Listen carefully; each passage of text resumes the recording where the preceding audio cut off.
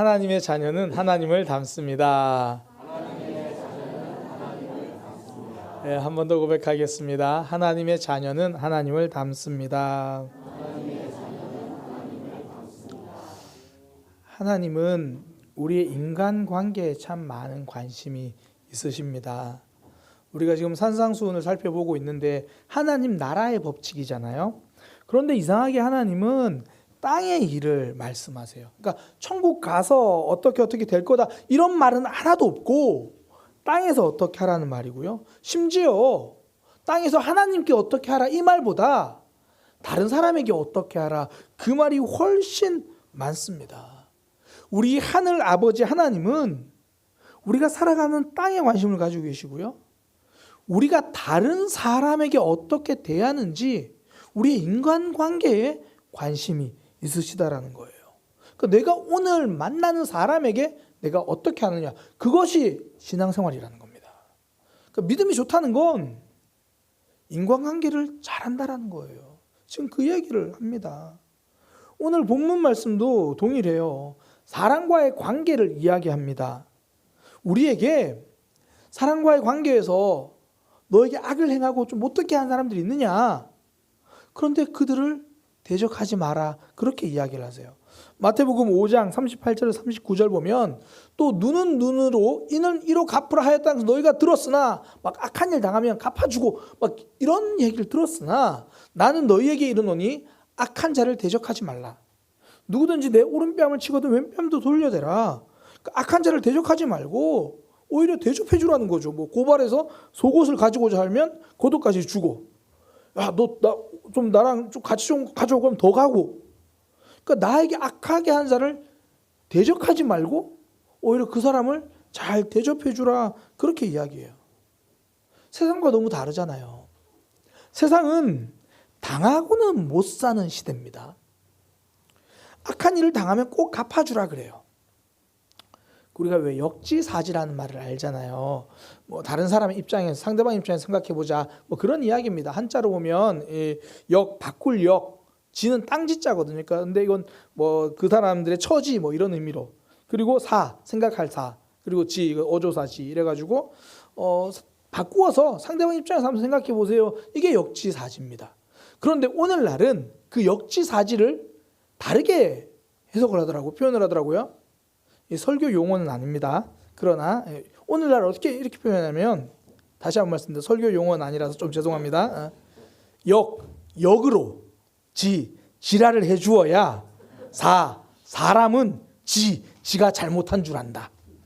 그러니까 역으로 해주어야 사람은 지가 잘못한 줄 안다. 그러니까 누구든지 악하게 하면 똑같이 갚아주라 그런 이야기잖아요.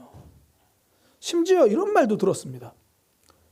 누가 나를 이유 없이 미워한다면 미워할 이유를 만들어주자. 누가 나를 이유 없이 미워한다면 진짜 미워할 이유를 한번 만들어주자. 그러니까 당하고는 못 사는 시대입니다. 그러니 한 번 관계가 틀어지면 회복하기가 너무 힘들어요. 그 속에는 하나님 나라가 세워지기 힘든 거죠. 근데 어떻게 내가 당하고 어떻게 살아? 내가 어떻게든 갚아줘야지. 그렇게 도끼를 품고 사는 거죠. 근데 그 마음속에 하나님 나라가 없어요. 원래 도끼라는 게 그래요. 우리나라가 베트남전에 참전했잖아요. 그때 참전하셨던 분들 중에 많은 분들이 고엽제 후유증으로 힘들어하십니다. 저희 큰아버지도 베트남 참전하셨는데 결국 이제 고엽제 피해자로 그렇게 해서 결국은 돌아가셨어요. 그 베트남은 이 정글이 우거져서 전쟁하기 힘들었거든요. 그래서 미군이 생각해낸 게 이 정글 그 식물들을 이제 죽여야겠다. 그러니까 제초제를 뿌려야겠다. 그런 거예요. 식물은 굉장히 생명력이 강합니다. 집에서 키우는 화분 빼고요. 이건 무슨 근데 그 외의 식물들은 대부분 생명력이 강해요. 잘 죽지 않습니다. 그러다 보니 굉장히 독하게 제초제를 뿌리는 거죠. 그게 고엽제인데 그걸 뿌리다 보니까 식물만 그렇게 죽는 게 아니라 그때 있었던 군인들까지 피해를 입은 거예요.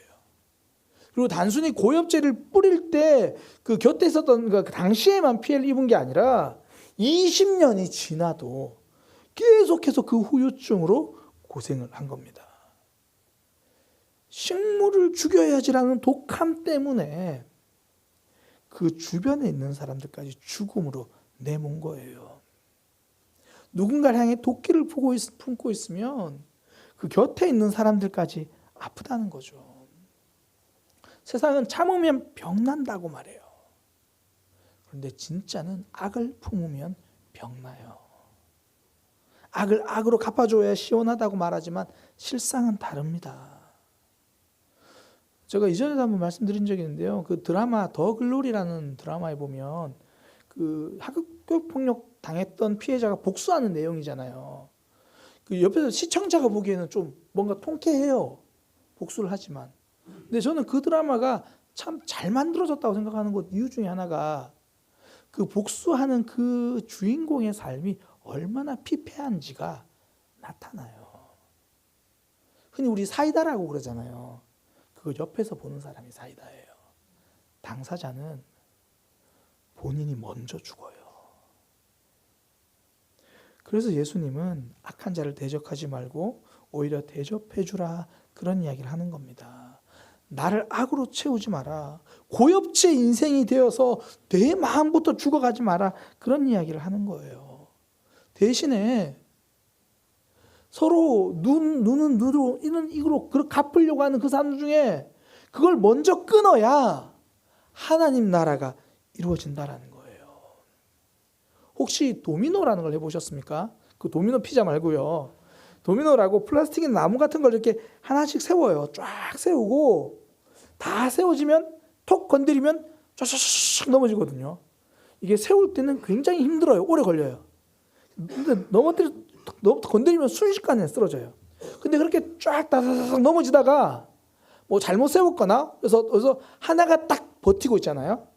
그럼 그 뒤엔 안 넘어져요. 예수님은 지금 우리에게 그 미움에 넘어지지 않는 도미노가 되라고 말씀하시는 거예요. 악에 넘어지지 않는 도미노 하나. 그래서 그 사람 뒤로는 더 이상 악이 흘러가지 않고 끊어낼 수 있는 그 사람, 하나님 나라는 그 사람을 통해서 시작되는 겁니다. 마귀는 그럴 때마다 부추기잖아요. 야, 앞에서 툭 쳤는데 야, 너 당하고만 살 거야? 오른뺨 맞았으면 너는 양손으로 그냥 그렇게 해야 되지. 그렇게 때리고 나면 이제 마귀는 상대방이 가서 그러죠. 야, 너 원래 때릴 마음 아니었잖아. 근데 상대방이 그것도 모르고 양손으로 이렇게 했네? 야, 너 참으면 안 되지. 그러면서 미움을 부추겨요. 그리고 미움의 도미노는 옆 사람들에게 번집니다. 네가 그런 일 당했다고? 야, 세상에. 그러면 안 미워하던 사람들까지 그 사람을 미워하게 만드는 거죠. 미움의 도미노가 모두를 무너지게 만듭니다. 쌓는 것은 어려워도요, 무너뜨리는 건 한순간이에요. 그래서 오늘 예수님 말씀이 이제 그걸 끊으라는 거예요. 서로 갚아주고 그렇게 하는 악을 계속 갚으려 하는 걸 끊어줘라. 악에 넘어지지 않는 한 사람, 그 한 사람이 미움의 도미노를 끊어낼 수 있고 그때부터 하나님 나라가 시작된다라는 거죠. 우리도 당하면 갚아주고 싶은 마음이 있죠. 나는 자동차 운전하다가 접촉사고 나서 괜찮네요 가세요 그랬는데 나는 옆에만 스쳤는데도 막 신고해가지고 보험료 막 엄청 물어주고 그러면 그러죠. 네, 다음에 2차 수리할 때 되면 누가 부딪히기만 해봐라. 막상 부딪히면 괜찮네요 가세요. 악을 악으로 갚고 싶지만 그러나 내 안에서 하나님 나라를 이루어지게 하기 위해서 그때 하나님 나라 가치가 세워지는 거죠. 중국의 춘추전국 시대에 조나라의 인상여라는 사람이 있었습니다. 근데 조나라는 그 옆에 있는 진나라라고 하는 강대국의 눈치를 늘 봐야 됐어요. 그런데 이 인상여가 그 진나라에 가가지고 이 외교 협상을 정말 잘해가지고 많은 것을 얻어냅니다. 그러니 이 조나라 왕이 이 인상여를 높이 사서 그 사람을 조나라의 재상으로 삼아요. 그러다 보니까 이 원래 조나라에서 그래도 나라를 좀 이끌어가던 이 장군, 연파라는 장군이 그 인상여의 그 모습이 좀 못마땅한 거예요. 왜? 그 장군 입장에서는 그렇잖아요. 좀 이렇게 힘도 좀 없어 보이고 약해 보이고, 아니 뭐 말 한마디 잘하고 왔다고 재상이 되나? 좀 못마땅했어요.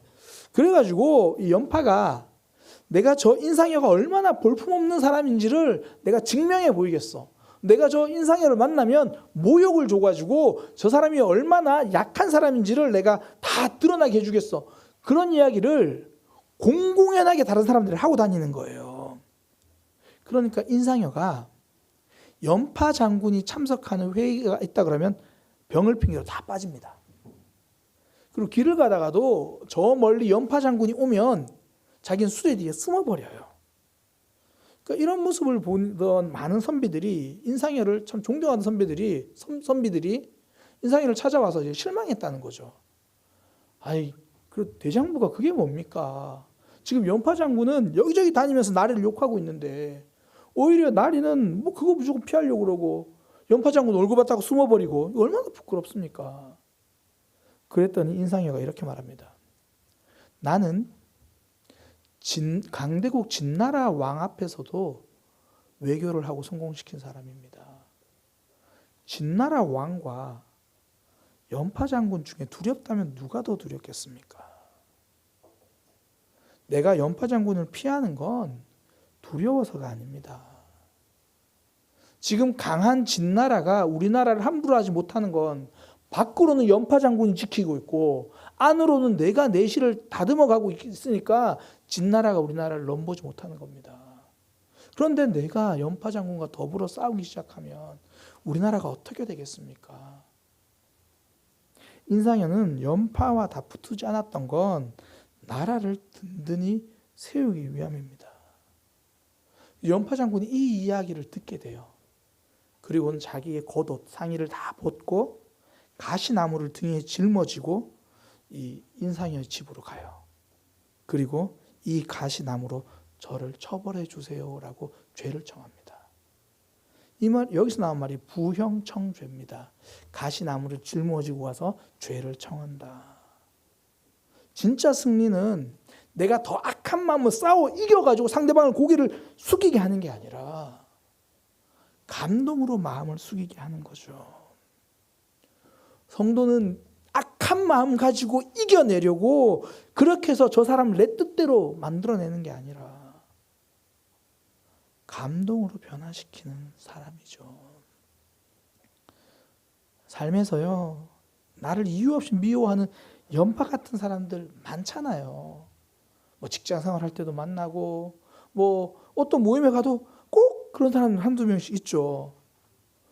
그런데 그때 대적하는 삶보다 대적하는 삶이 아니라 대접하는 삶을 살 때 나를 통해서 하나님 나라가 이루어지는 거예요. 내가 아픔을 당했지만 나는 그래도 하나님의 마음으로 대할 때 거기서 생명이 나오는 겁니다. 예수님 보세요. 바리새인들과 종교 지도자들은 어떻게든 예수님을 죽이려고 거짓 증거까지 대면서 막 그러잖아요. 거짓말을 늘 하잖아요. 그런데 예수님은 그들에게도 말씀을 전하십니다. 그들에게도 바른 신앙생활이 무엇인지 알려주시면서 생명을 주시는 거죠. 돌이키기를 원하시는 겁니다. 예수님이 십자가에 달렸을 때 사람들은 발가벗기고 예수님을 조롱했는데 예수님은 그들에게 보혈의 옷을 입히셨잖아요. 십자가에 달린 예수님의 죽음을 구경한 이들에게 예수님은 용서를 말씀하셨습니다.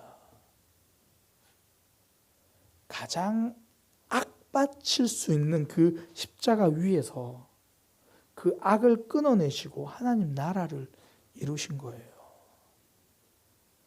내가 악을 끊어야 하나님 나라가 시작됩니다. 당한 것에만 집중하면 자꾸 대적하는 삶이 되는 거예요. 나도 모르게 악을 넘어지는 도미노가 되는 거죠.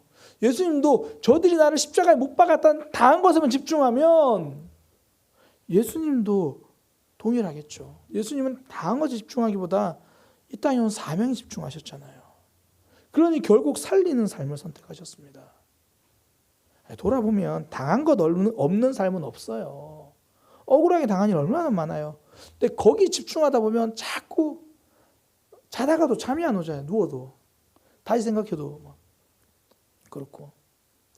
사명에 집중하면 살림을 선택하게 돼요. 내 사명이 뭔가? 내 인생이 고엽제 인생 되고 싶은가? 아니면 인상야처럼 나라를 세워가는 삶이 되고 싶은가? 악의 도미노를 나에게선 끊고 하나님 나라를 세워가는 믿음의 삶이 되기를 소망합니다. 하나님은 그 삶이 하나님을 닮은 삶이라고 그러시는 거예요. 마태복음 5장 43절에서 45절. 또 내 이웃을 사랑하고 내 원수는 미워하라는 말을 너희가 들었으나 나는 너희에게 이르노니 너희 원수를 사랑하며 너희를 박해한 자를 위하여 기도하라. 45절에 이같이 한즉 하늘에 계신 너희 아버지의 아들이 되리니. 왜냐하면 하나님 그렇게 하신다는 거예요. 하나님이 그 해를 악인과 선인에게 비추시고 비를 의로운 자와 불의한 자에게 내려주신다.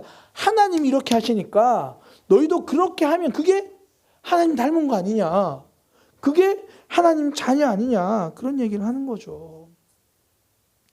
우리 부모님들 대화하다 보면 그 자녀들에 대한 삶을 얘기할 때 그런 이야기 하시죠. 정말 닮았으면 좋겠는 모습은 안 닮고, 정말 내 아들이 내 딸이 이런 내 모습은 닮지 않았으면 좋겠는데 하는 것만 닮아가는 것 같아서 너무 걱정이 된다고. 결혼할 때 그런 얘기도 서로 안 하셨나요? 당신 같은 딸을 낳고 싶어요. 당신 같은 아들을 낳고 싶어요. 지금도 그 마음이신지 모르겠어요. 닮았으면 좋겠다는 마음 하나도 안 담고, 닮지 않았으면 좋겠다는 거 봐. 하나님이 우리에게 지금 우리가 닮았으면 좋겠다고 말씀하시는 게 하나님의 사랑이잖아요. 사람들이 신앙생활을 시작할 때는 주로 하나님의 능력에 포커스를 맞춰요. 기도에서 응답받기를 원하고 막 기적을 구하고. 그런데 하나님은 우리가 기적의 능력을 구하기보다 사랑의 능력을 구하기를 더 기대하시는 거죠. 그러니까 능력의 하나님을 닮으려는 삶도 귀하지만 사랑의 하나님을 닮는 모습이 되기를 기대하시는 거죠. 그러니까 하나님 우리를 딱 보면서 야, 너 딴 건 몰라도 사랑은 날 닮았구나. 너무 설레지 않아요? 우리가 잘 아는 찬양 중에 원하고 바라고 기도합니다라는 찬양이 있잖아요. 거기 후렴에 보면 이런 내용입니다. 하나님의 꿈이 나의 비전이 되고 예수님의 성품이 나의 인격이 되고 성령님의 능력이 권능이 나의 능력이 되길 원하고 바라고 기도합니다. 많은 분들이 이 찬양 처음 들으면요, 제일 가슴 뭉클하고 뜨거워지는 게 예수님의 성품이 나의 인격이 되고. 지금 하나님이 우리에게 그 얘기 하시는 거예요. 나는 너희가 나의 사랑을 닮았으면 좋겠다. 원수를 사랑하며 너희를 박해한 자를 위하여 기도하라. 이같이 한즉 하늘에 계신 너희 아버지의 아들이 되리니. 하나님의 성품을 닮은 모습이죠. 그러면서 하시는 말씀이 마태복음 5장 46절 47절. 너희가 너희를 사랑하는 자만 사랑하면 무슨 상이 있겠느냐. 세리도 이같이 한다. 너희가 너희 형제에게만 무난하면 남보다 더하는 것이 무엇이냐. 남보다 더하는 게 무엇이냐. 그러니까 사랑하는 사람만 사랑하고 형제에게, 그러니까 친한 사람에게만 무난하고 지내면 그게 안 믿는 사람하고 차이가 뭔데. 남보다 더하는 게 무엇이냐. 그러니까 저는 다른 의미에서 믿는 사람은 더 해야 되는 거죠. 우리 그러잖아요. 믿는 사람이 더하네. 그래, 믿는 사람이 더하지. 뭐가요? 사랑이요. 욕심이 더한 삶이 아니라 사랑이 더한 삶. 이기심은 덜고 사랑의 넓이를 더하는 삶. 우리가 찬양 중에 사람이 넘치는 교회보다 사랑이 넘치는 교회라는 찬양 한때 참 많이 했잖아요. 1년 내내 불렀던 적도 있어요. 그거 1년이 아니라 10년 내내 불러도요, 노래 부른다고 되는 거 아닙니다. 여전히 그냥 내 형제에게만 무난하고 너희를 사랑하는 자에게 사랑하고 그러면 똑같은 거예요. 오늘 사무처리회 때도 제가 말씀드릴 거예요. 어떻게 딱 사무처리회 때 이 말씀을 오늘 전하게 됐는데 2026년 우리 사랑의 교회는요, 더 넓게 사랑하는 교회가 되기 위해서 노력할 겁니다. 그러니까 사랑하는 사람만 사랑하고 친한 사람, 마음 맞는 사람들과 무난하고 지내는 그런 삶이 아니라 교회 주변을 돌아보고 담 쌓고 미워하던 미운 마음 내려놓기 위해서 노력하는 삶. 이름값 해야죠. 사랑의 교회인데. 사랑의 교회인데 이름값은 해야죠. 성도는 다가오는 사람만 품는 것이 아니라 다가가고 손 내밀어 사랑하는 사람입니다. 너 더한 것이 무엇이냐? 무슨 이야기인가요? 마음 가는 데까지 사랑하는 게 아니라 손 뻗는 데까지가 사랑이라는 거예요. 예수님은 우리의 마음을 묻지 않으십니다. 손 뻗으라고 말씀하시는 거예요. 경주 최부잣집 가훈 굉장히 유명하죠. 저도 설교 시간에 여러 번 말씀드렸고요. 저는 그 여러 가훈 중에서 뭐 흉년 때 땅을 사지 마라, 뭐 진사 이상의 그건 하지 마라, 뭐 여러 가지가 있어요. 저는 그 중에서 들을 때마다 저한테 늘 뭉클하게 와닿는 게 그 경주 최부잣집이 있는 기준으로 사방백리에 굶어 죽는 사람이 없게 하라. 그러니까 부자죠. 부흥하는 교회, 하나님 나라에서 큰 교회는 사람 많은 교회보다 사랑 많은 교회입니다. 사방백리에 사랑에 굶주려 죽는 사람은 없게 하라. 내가 사랑하지 못해서 죽은 관계는 없게 하라. 내가 손 내밀지 못해서, 내가 화해하지 못해서 단절된 사람은 없게 하라. 그 삶이 하나님을 닮은 삶이죠. 돌아보면 우리 삶도 누군가 내민 손 덕분에 예수님 만났잖아요. 누군가 나를 참아줬기 때문에 지금 여기 있어요. 근데 우리는 자꾸, 저도 그래요. 나를 참아준 사람의 인내는 보이지 않고 내가 참고 있는 인내만 보이죠. 내가 받은 상처는, 내가 준 상처는 그럴 수밖에 없었고, 내가 받은 상처는 그럴 수가 없는 일이죠. 그거는 돌아보면 내게 상처 준 사람이나 또 내가 상처받았다고 말하는 나나 돌아보면 예수님께 못 받기는 다 똑같은데 그걸 잊어가는 거죠. 김남기 시인이라는 분이 그때 왜라는 시를 지었습니다. 그때 왜. 저 사람은 거짓말을 너무 좋아해. 저 사람과 결별해야겠어 하고 결심했을 때 그때 왜 나의 수많은 거짓말했던 모습들이 떠오르지 않았을지. 저 사람은 남을 너무 미워해. 저 사람과 헤어져야겠어 하고 결심했을 때 그때 왜 내가 수많은 사람을 미워했던 모습들은 떠오르지 않았지. 저 사람은 너무 교만해. 그러니까 그 사람과 그만 만나야지 하고 결심했을 때 그때 왜 나의 교만했던 모습들이 떠오르지 않았지. 저 사람은 너무 이해심이 없어. 그러니까 저 사람과 작별해야지 하고 결심했을 때 그때 왜 내가 남을 이해하지 못했던 모습들이 떠오르지 않았지. 저는 이 시를 보면서요, 그때 왜가 이렇게 와닿았어요. 나는 왜 십자가에 못 박히신 예수님을 떠올리지 못했지? 그때 왜 나도 예수님의 십자가에 못 박은 사람임을 떠올리지 못했을까? 세상은요, 당하고 못 산다고 말해요. 그러나 예수님은 십자가를 당하고 우리를 살리셨습니다. 악을 끊어야 하나님 나라가 시작됩니다. 누군가 자꾸 우리를 밀쳐서 넘어뜨리려고 그래요. 말로 넘어뜨리고 우리에게 상처 주고 때로는 심지어 돌이킬 수 없는 흉터가 남게 우리를 밀어요. 그러나 우리는 그 악의 도미노를 뒤로 전달하지 않기 위해서 버티는 거죠. 하나님 힘 주실 겁니다. 하나님이 사랑 주실 거예요. 하나님이 우리가 사랑을 구하면 주십니다. 그러면서 우리에게 이렇게 말씀하시는 거예요. 오늘 본문의 결론입니다. 마태복음 5장 48절. 그러므로 하늘에 계신 너희 아버지의 온전하신 같이 너희도 온전하라. 이 모습을 하나님이 기대하시는 거예요.